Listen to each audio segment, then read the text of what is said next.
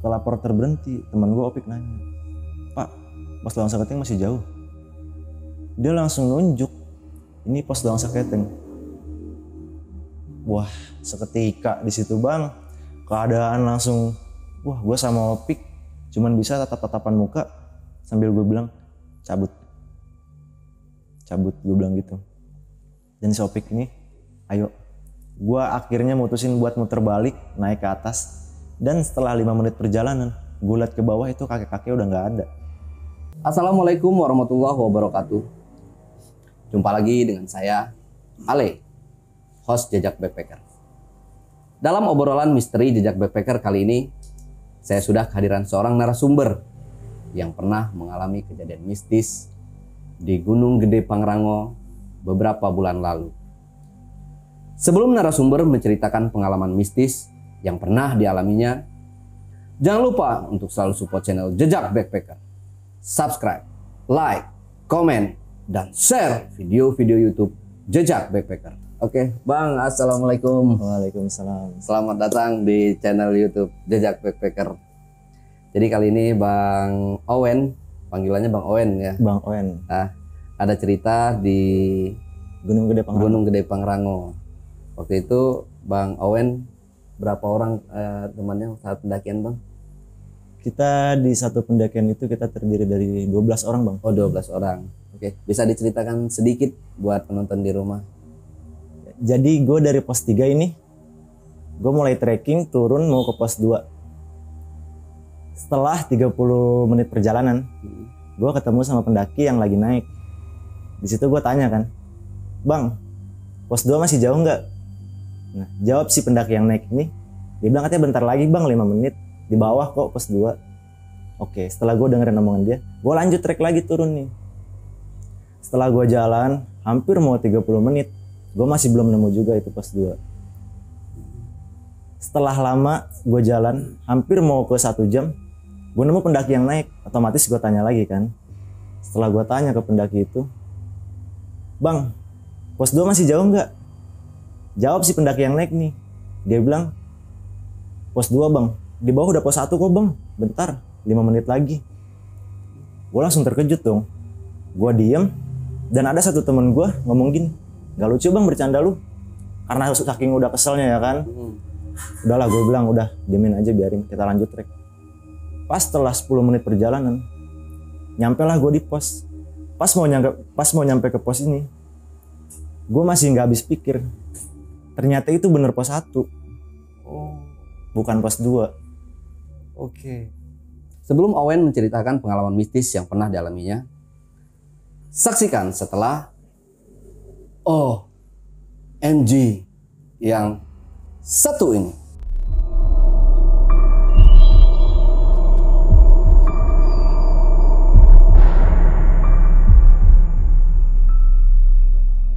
Nah, Bang Owen, mungkin bisa langsung menceritakan pengalaman mistisnya.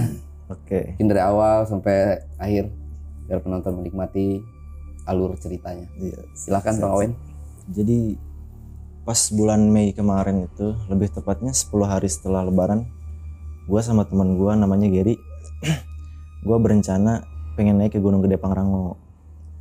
Di situ gue ngajak temen masing-masing kan. Kayak Gary ngajak temennya dan gue juga ngajak temen gue.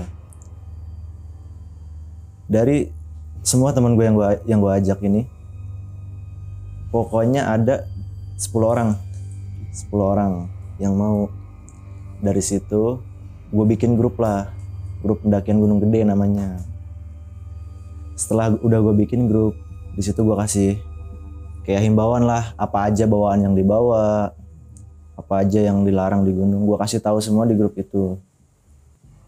Singkat cerita, H-1 gue sama teman-teman gue ini mutusin buat ngumpul di rumah gue sebelum berangkat ke base camp. Waktu itu tuh lagi jam 1 malam Jumat.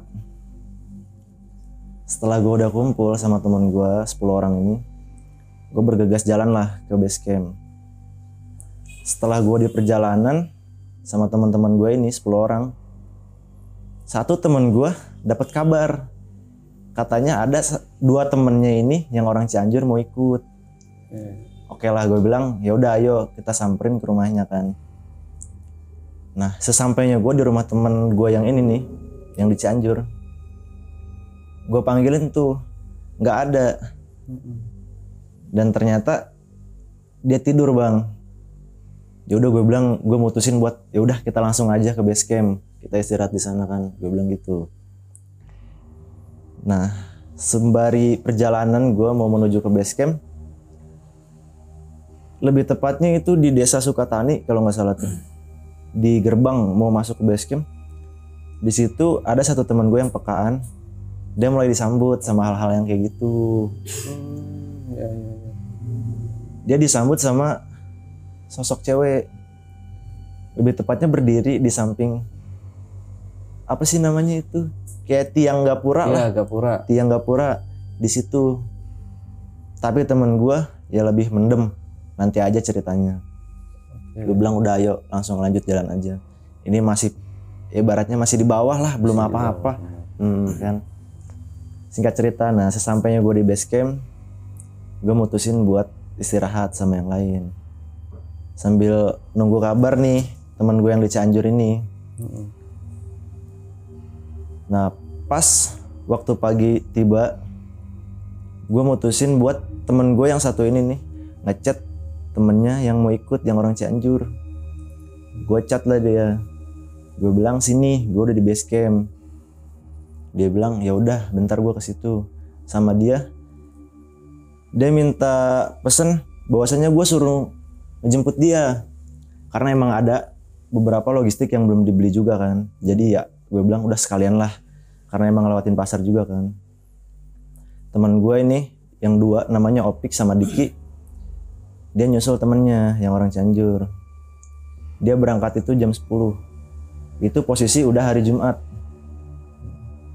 Gue sambil nunggu Diki sama Opik ini ngejemput temennya, gue ya sharing-sharing lah tentang gunung ini. Gue bilang larangannya apa. Singkat cerita, sampainya Opik sama Diki ini udah bawa temennya di base camp. Awal gue mau langsung trek dan mau niat sholat Jumat di atas.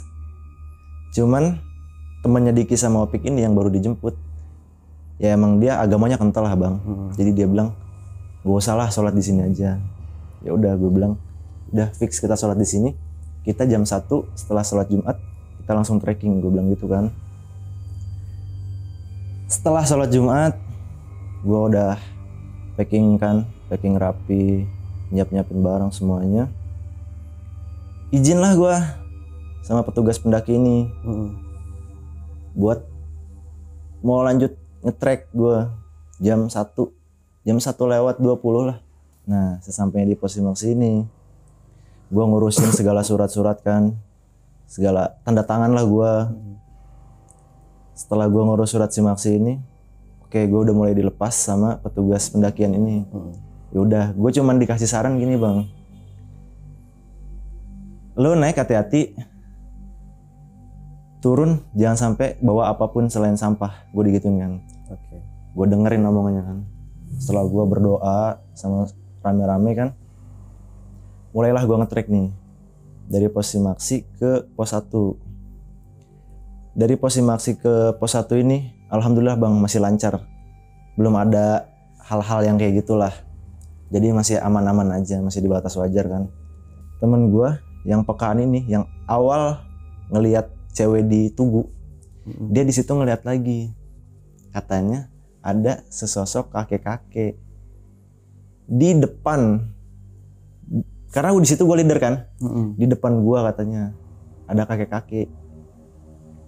Cuman dia lebih kayak positive thinking lah, mungkin emang itu apalah gitu.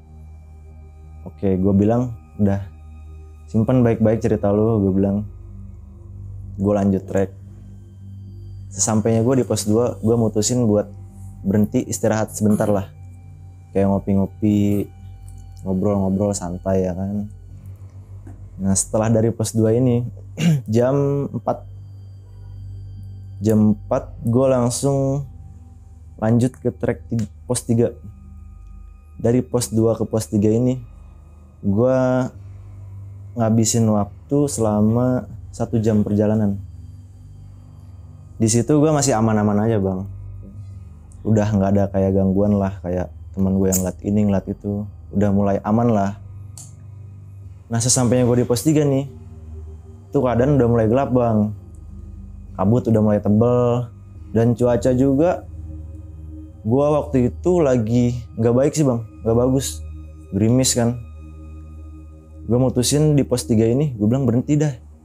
Gue bilang, kita berhenti, yang punya jas hujan keluarin. Gue bilang gitu kan.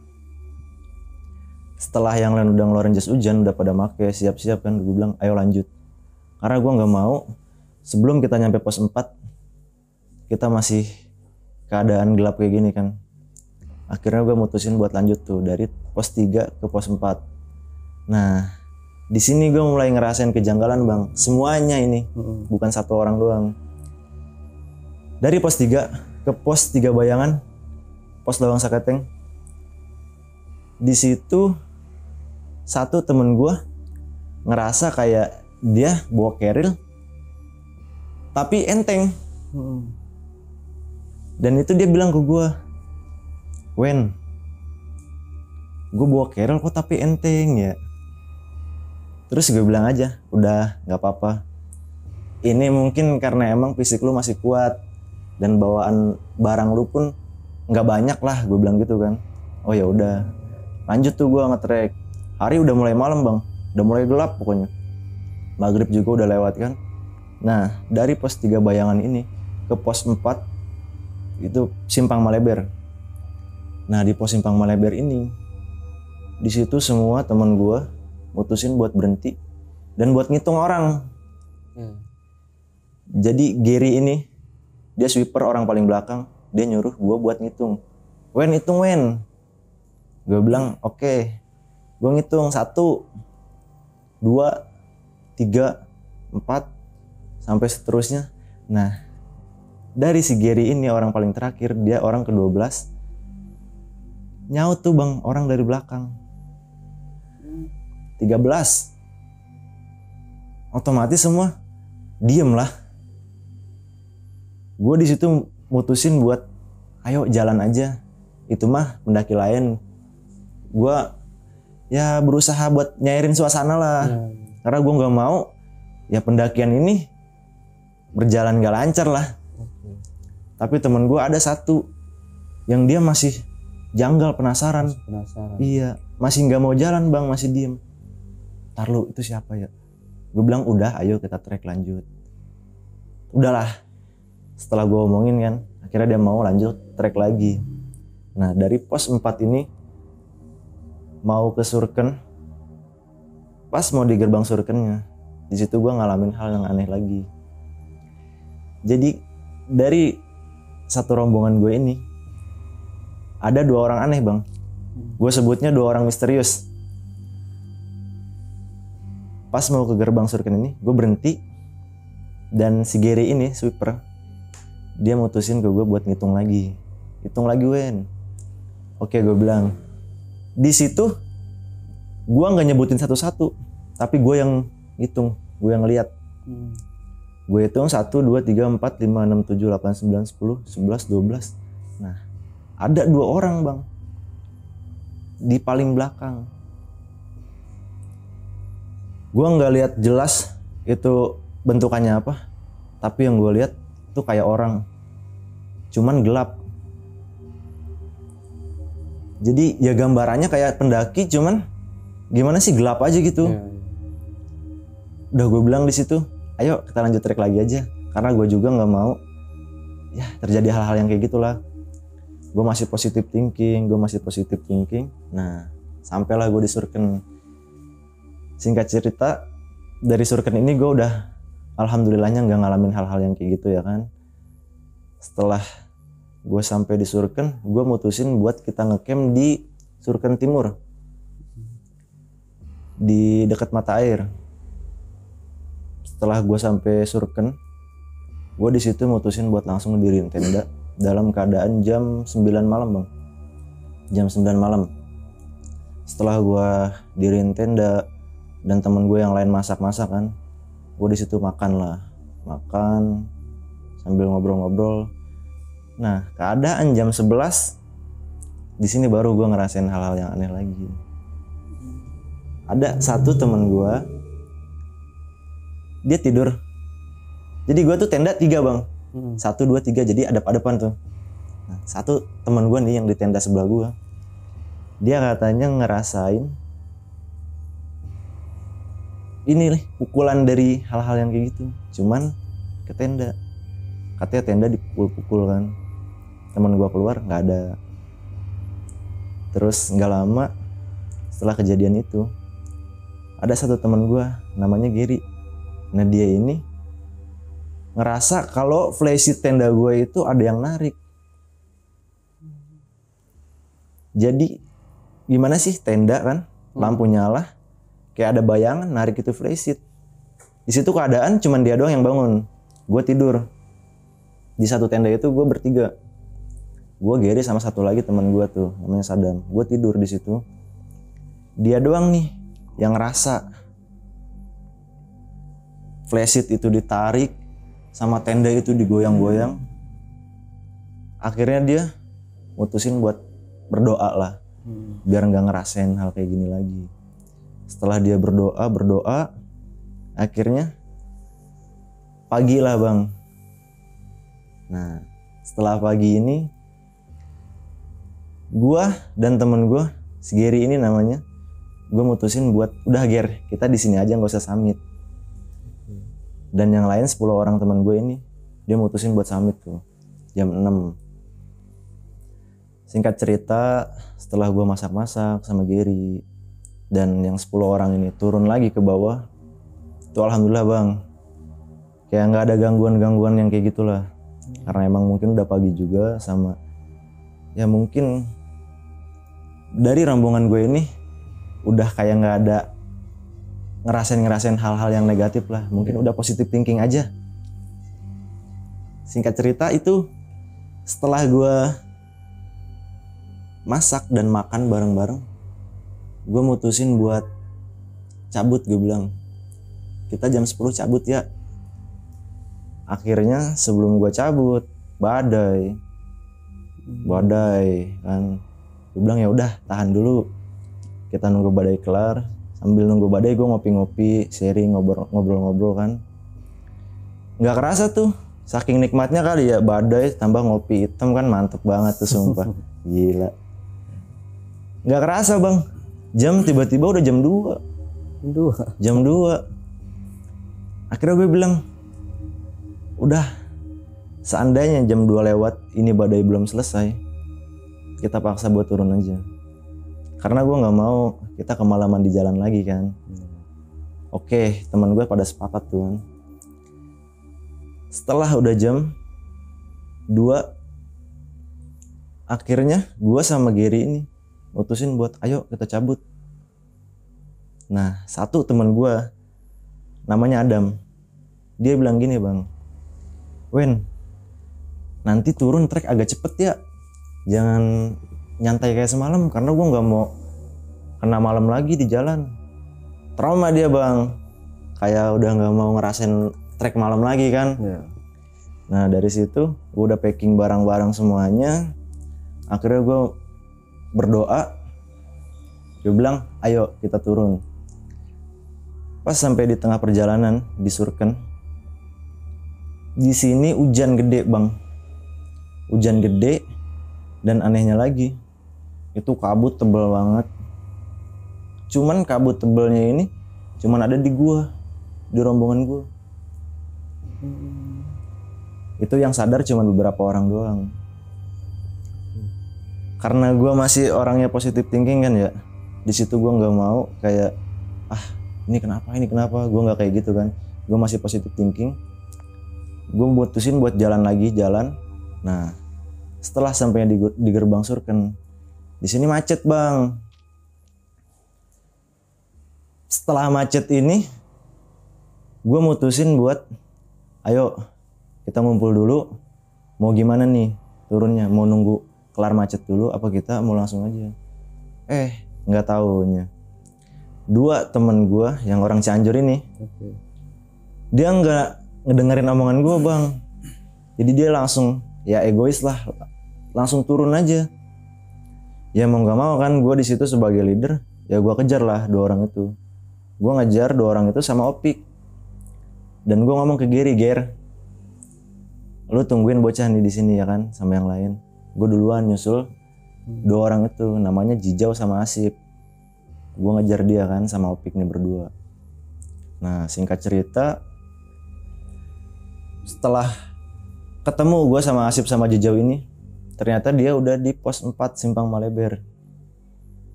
Nah di sini baru bang, gue ngerasain hal yang menurut gue ini udah di luar nalar lah.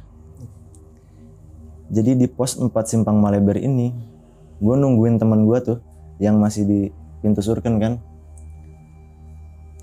Gue nungguin dia sambil ngopi, sambil ngerokok kan ya. Gue bilang kok ini dia belum lewat-lewat. Gue nungguin padahal itu di pinggir trek bang. Di pinggir trek. Tapi kok dia belum lewat-lewat ya. Gue mutusin buat udah bentar lagi. Di situ keadaan jam 5 bang. Jam 5. Di pos 4 jam 5. Karena gue udah gak mau nunggu lama lagi kan ya. Karena gue takut juga dia duluan. Ya udah gue bilang ayo jam 5 lewat 20 kita trek turun. Gue bilang gitu kan. Akhirnya singkat cerita setelah gue gak ketemu sama teman gue yang di atas, gue turun lah berempat nih. Gue, Opik, Asip sama Jijau turun. Nah setelah turun sampai gue di pos 3 Bayangan, itu namanya Lawang Seketeng. Nah di sini keadaan udah mulai gelap bang. Emang udah maghrib. Itu gue sadar-sadar tuh ya setelah temen gue aja nih, si Asip ini, dia bilang kita perasaan dari pos 4 cuman ke sini kok lama banget ya. Bang gue tanya jam berapa sekarang? Jam setengah 7. Setengah 7 kurang 5. Akhirnya gue di situ buat briefing kan. Udah kita tungguin, gue bilang kita tungguin yang lain, yang 8 orang ini yang masih di belakang buat nyusul kita ke sini. Setelah gue nunggu lumayan lama juga bang. Dari setengah 7 itu nyampe mau jam 8. Dia belum lewat-lewat juga. Akhirnya gue mutusin sama Opik buat naik ke atas buat nyari dia, yang 8 orang ini. Setelah gue nyampe pos 4 sama Opik, masih nggak ketemu bang. Akhirnya gue mutusin buat ya udahlah Pik, ayo kita naik lagi, coba kita sampai ke pintu Surken. Seandainya nggak ada di sana, ya udah kita turun aja. Mungkin dia udah duluan. Kata Opik, ya udah ayo. Nah setelah gue mau sampai pintu Surken, gue teriak manggil-manggil nama kan, kayak Ambon, masih nggak ada respon baik. Ya udah, akhirnya gue bilang Pik, gue udah capek nih, turun aja yuk. Ya udah Pak, gue juga capek, gue turun akhirnya tuh. Nah sesampainya di pos 4, gue ketemu sama kakek-kakek Pak. Sebelum gue ketemu kakek-kakek ini, gue ngeliat Keril ada di pinggir trek. Gue sama Opik, gue bilang ke Opik, Pak, itu Keril siapa ya? Wah iya, Keril tuh, kata Opik gitu kan. Udah coba samperin yuk, kali aja punya orang ketinggalan. Akhirnya gue mutusin buat nyamperin Keril kan. Nah, setelah gue nyamperin Keril, datanglah kakek-kakek dengan badan gagah kan, gede. Di situ gue mikir, wah kayaknya porter nih, atau enggak ranger. Ternyata emang bener, dia bawa Keril itu dan dia bilang katanya ini Keril pendaki. Tapi lebih anehnya lagi bang, setelah gue ketemu sama dia, gue nyamperin ke dia, tiba-tiba dia bisa tahu gue mau kemana. Dia nanya gini, mau ke pos Lawang Seketeng ya? Gue di sini udah ngerasa aneh. Gue bilang, kok ini orang bisa tahu tujuan gue mau kemana? Nah salahnya di sini temen gue si Opik kebawa sama ucapan dia. Akhirnya dia nyuruh buat gue ngikutin dia ke pos Lawang Seketeng. Oke lah gue bilang, si Opik juga udah kebawa omongan dia. Ayo gue bilang ikutin dia Pik. Dari situ gue diajak nge-trek ke kiri bang. Yang gue rasa itu kayaknya trek lama sih ya. Gue diajak nge-trek kiri. Pokoknya ada 15 menit perjalanan kan. Gue tanya nih ke kakek-kakek kan. Pak, pos Lawang Saketing masih jauh. Dia diem. Jalan lagi. Gue tanya lagi. Pak, pos Lawang Saketing masih jauh. Dia masih nggak ngerespon bang. Masih cuman diem. Nah, temen gue udah kepusingan kan ya si Opik ini. Akhirnya nyuruh berhenti si porter ini. Setelah porter berhenti, temen gue Opik nanya, Pak, pos Lawang Saketing masih jauh. Dia langsung nunjuk, ini pos Lawang Saketing. Wah, seketika di situ bang, keadaan langsung, wah gue sama Opik cuman bisa tatap-tatapan muka sambil gue bilang cabut, gue bilang gitu. Dan si Opik ini, ayo. Gue akhirnya mutusin buat muter balik, naik ke atas. Dan setelah 5 menit perjalanan, gue liat ke bawah itu kakek-kakek udah gak ada. Udah di luar nalar itu bang. Setelah gue jalan 5 menit dia gak ada, gue naik lagi ke atas. Itu gue ngerasa kayak, ini gue gak nemu jalur resmi lagi. Akhirnya Opik ngomong ke gue, udah pak, bentar lagi mungkin ada nih trek resminya. Akhirnya setelah 10 menit perjalanan, nemulah gue nih trek resmi. Gue bilang alhamdulillah kan. Akhirnya gue sama Opik, udah pak ayo kita ke pos 3 Lawang Saketing. Kita ke Asip sama Jijau. Akhirnya setelah gue nyampe ke pos 3 ini, pos 3 Bayangan, pos Lawang Saketing. Nah satu temen gue Asip ini bang, dia ngalamin hal aneh. Hal anehnya kayak di situ keadaan nggak dingin nggak apa, tapi dia ngerasa dingin sendirian. Nyampe gimana sih? Orang mau hipo nih, bibir udah biru, muka udah pucet, kayak gitu. Gue bilang, udah ini kan ada warung nih, beli kopi aja, pesen dulu buat ngangetin kan. Akhirnya dia beli kopi tuh buat ngangetin badan. Setelah ngopi, akhirnya gue bilang, udah ayo kita turun lagi lanjut. Di situ keadaan udah jam 8 bang, jam 8 lewat, pokoknya hampir setengah 9. Setelah Asip ini badannya udah agak enakan kan, akhirnya gue mutusin buat turun. Setelah perjalanan dari pos 3 Lawang Saketing ini ke pos 3 resmi nih, itu nggak ada gangguan apa-apa. Nah dari pos 3 ini mau ke pos 2 baru gue ngerasain hal aneh bang. Singkat cerita, gue mulai trek dari pos 3 mau turun ke pos 2. Setelah 30 menit perjalanan, ada pendaki naik. Gue tanya kan, bang, pos 2 masih jauh. Si pendaki naik ini bilang, bentar lagi bang, 5 menit lagi, pos 2 di bawah. Oke lah, gue bilang makasih kan. Akhirnya gue turun. Gue ngeliat jam, gue udah 30 menit perjalanan nih. Kok kata gue belum nyampe juga. Akhirnya gue mutusin buat diem dah, gak ngomong apa-apa kan. Nyampe yang namanya temen gue udah ngerasa gondok bang. Ini kok kita gak nyampe sih. Pas lihat jam, gue udah sejam setengah bang. Dari pos 3 mau ke pos 2 ini, tapi belum nemu pos 2. Akhirnya gue mutusin buat diem dulu, gue bilang berhenti sebentar. Gue briefing, udah ayo lanjut lagi. Nah gak lama setelah gue perjalanan, gue ketemu sama pendaki yang mau naik lagi. Gue tanya lah kan, bang, pos 2 masih jauh. Nah si pendaki yang naik ini dia bilang, pos 2 bang. Dia diem. Dia langsung bilang, di bawah udah pos 1 bang, 5 menit lagi kok. Gue diem, terus temen gue yang Sopik ini langsung bilang gini, gak lucu bang bercanda lu. Mungkin karena udah kesalnya kali ya, tadi dibohongin sama pendaki yang naik. Akhirnya dia lebih udah frontal aja sama pendaki. Dia bilang gitu kan. Akhirnya setelah itu gue jalan. Nah ada bang, setelah 10 menit perjalanan gue nyampe di pos.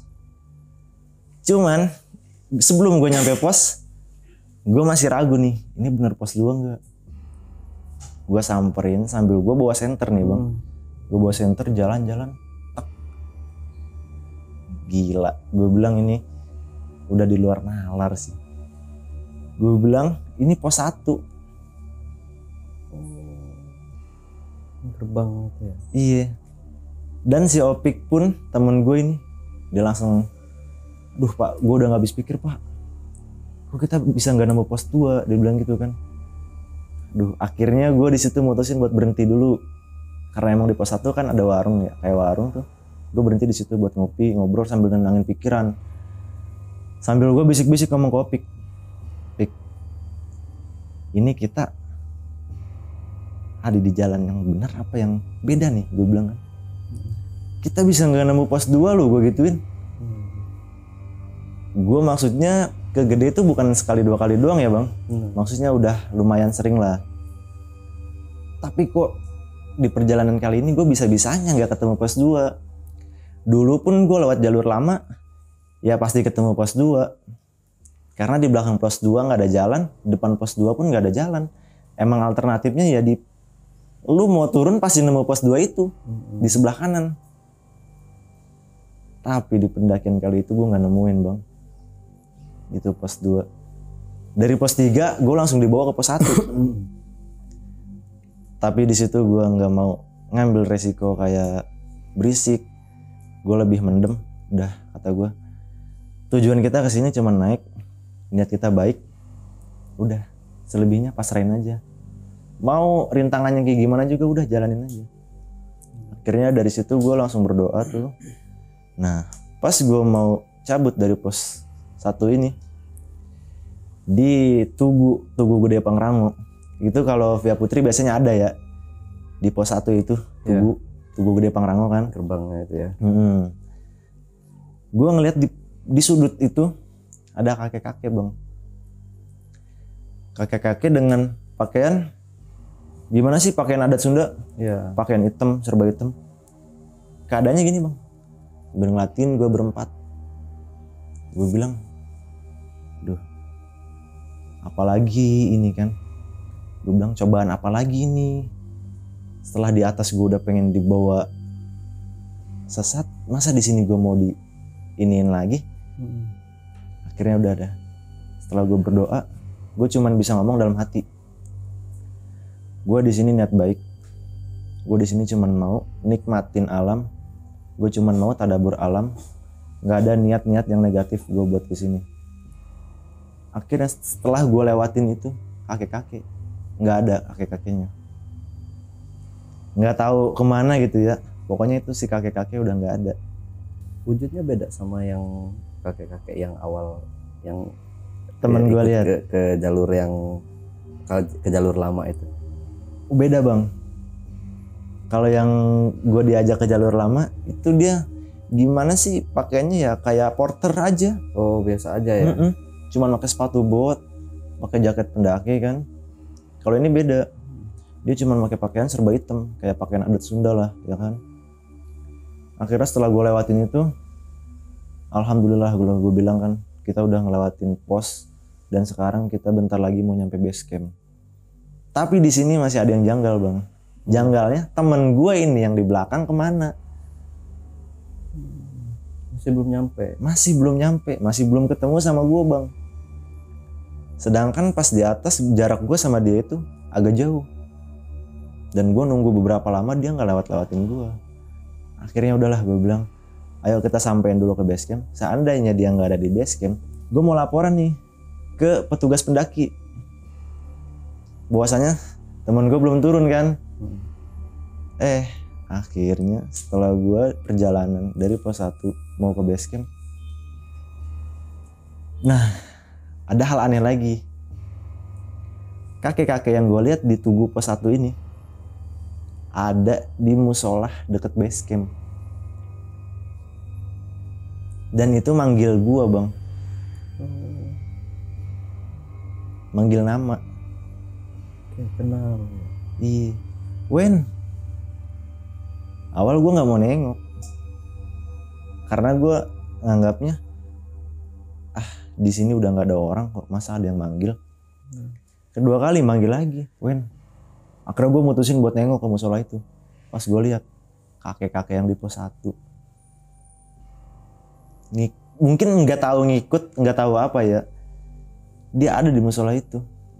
Akhirnya dari gue ngeliat kakek-kakek ini, gue langsung mutusin buat udah ayo kita bergegas ke base camp. Kita lihat ada bocah nggak. Sesampainya gue di base camp, dengan kagetnya gue bang, gue masuk ke base camp, gue ngetok pintu, ngucap salam. Yang bukain itu pintu temen gue. Yang tadinya di belakang? Yang tadinya di belakang gue, yang 8 orang ini. Wah, gue bilang, aduh ini udah nggak beres. Ini sih nggak beres, gue bilang gitu kan dalam hati. Akhirnya gue masuk tuh ke base camp. Gue mutusin buat bersih-bersih badan dulu kan. Setelah bersih-bersih badan, gue makan. Nah setelah makan ini baru gue interogasi itu yang lain kan. Gue tanya ke Gary ini, Ger, lu tadi kemana? Lu bisa misa sih? Gue bilang, gue nungguin lu lama lu di pos Lawang Saketeng, gue gituin kan. Dia malah nanya balik, lah gue juga nungguin lu di pos Lawang Saketeng, di pos 3 Bayangan nih. Wah kata gue, ini udah nggak beres nih, gue bilang kan. Gue tanya dia, lu nyampe pos 3 Bayangan jam berapa? Gue gituin kan. Gue jam 6:30 udah nyampe Wen di pos Lawang Saketeng, di pos 3 Bayangan. Wah gue makin terkejut dong. Gue jam 6:30 kurang gue udah nungguin lu di pos 3 Bayangan ini. Tapi kok bisa gak ketemu. Dan akhirnya gue tanya balik kan, lu lewat pos 3 ada siapa aja, gue bilang gitu kan.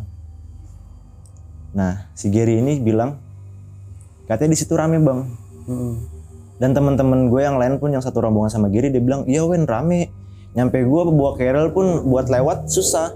Kayak nyenggol gimana sih, nyenggol badan orang kan, badan pendaki.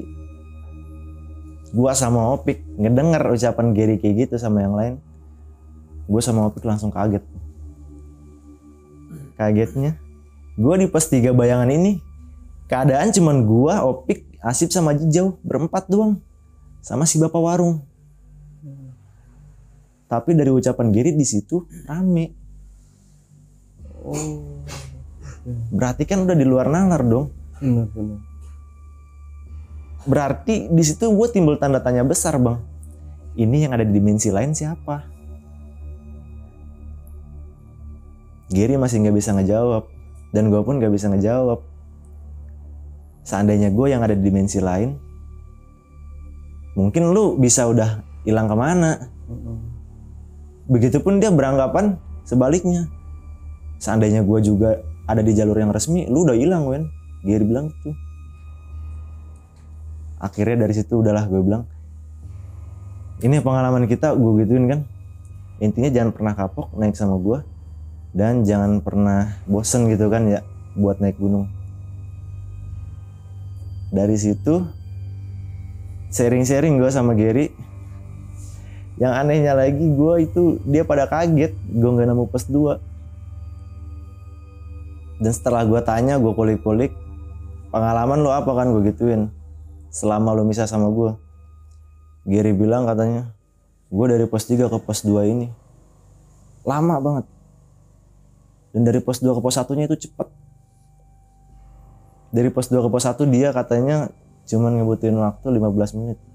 Dan yang herannya gue sih, kenapa kok gue bisa nggak nemuin pos 2?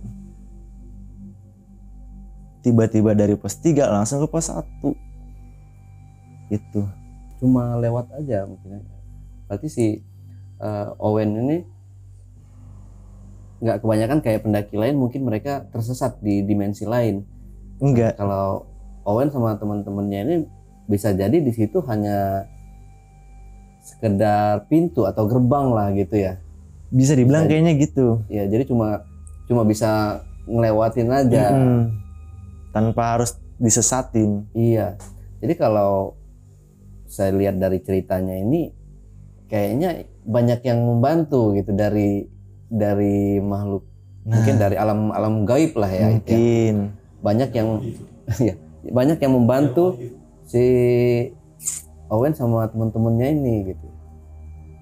Ya enggak sih? Kalau dari gue pribadi sih gue nggak ada pikiran ke situ bang. Yang ada pikiran ke situ cuman teman gue yang Asip ini. Oke. Dia berpikiran katanya mungkin kita masih dikasih jalan sama makhluk yang baik lah. Karena kan sifat makhluk juga kan ada tingkat-tingkatannya ya kan. Nggak semua makhluk itu nyesatin kan. Asip doang yang dia berpikiran kayak gitu. Tapi kalau gue pribadi, ini mah kita cuman kebetulan gue bilang.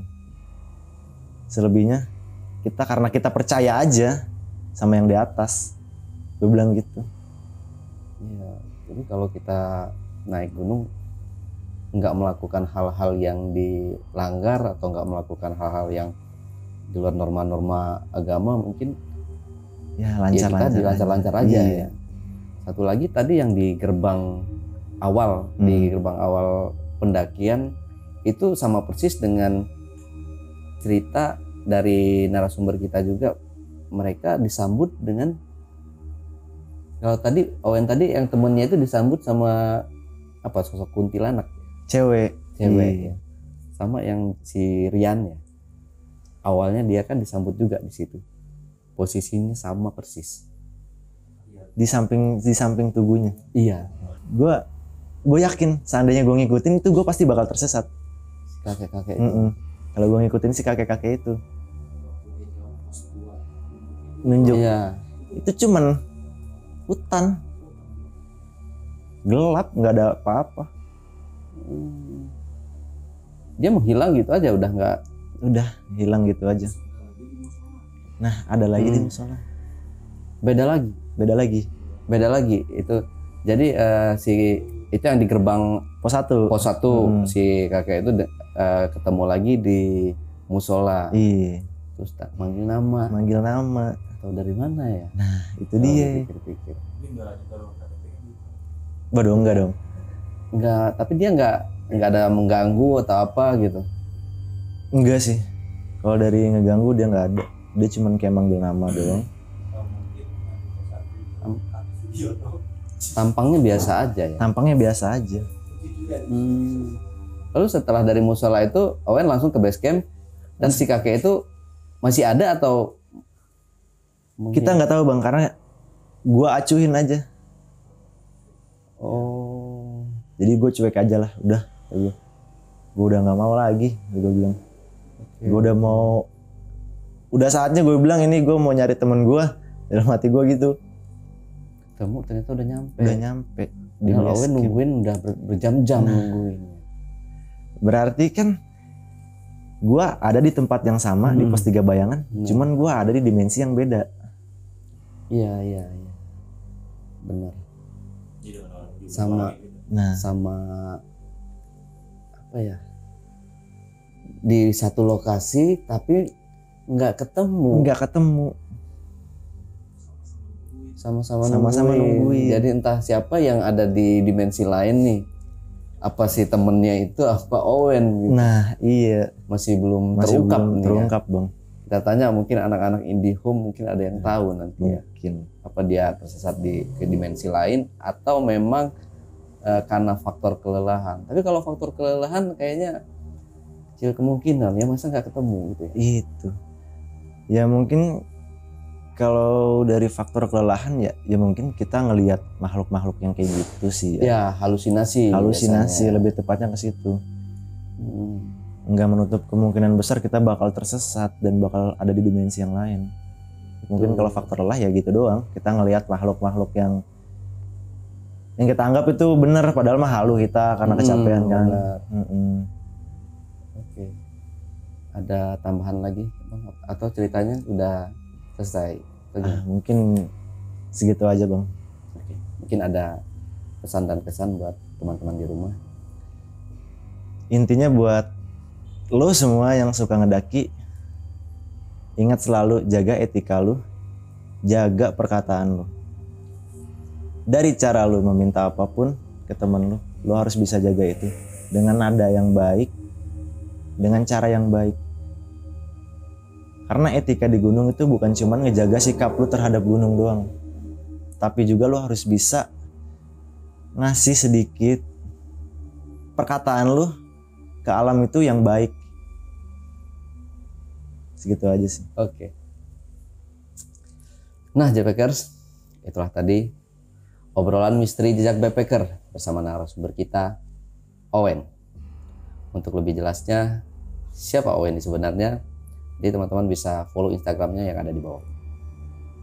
Wassalamualaikum warahmatullahi wabarakatuh.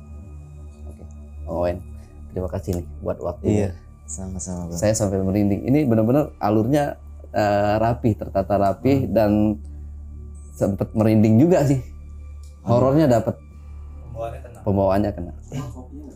Wih. Oke. Sampai jumpa.